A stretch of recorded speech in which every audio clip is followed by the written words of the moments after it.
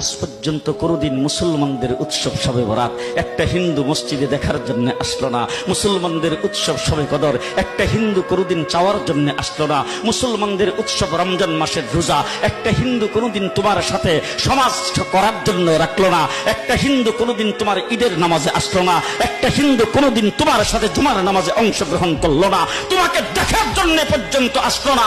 তার কারণ হলো হিন্দুরা মনে করে এটা মুসলমানের উৎসব, আর তুমি মুসলমান হইয়া হিন্দুর দুর্গা পূজায় কিভাবে গেলা?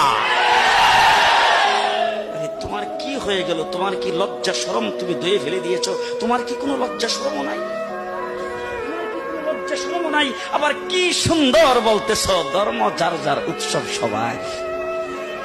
হাই হাই হাই, ও মুসলমান যুবকেরা ভালো করে শোনো, ধর্ম যার যার উৎসব সবার, তাইলে বিয়া যার যার বউ তো সবার। যে বিয়ে যার যার বউ সবার।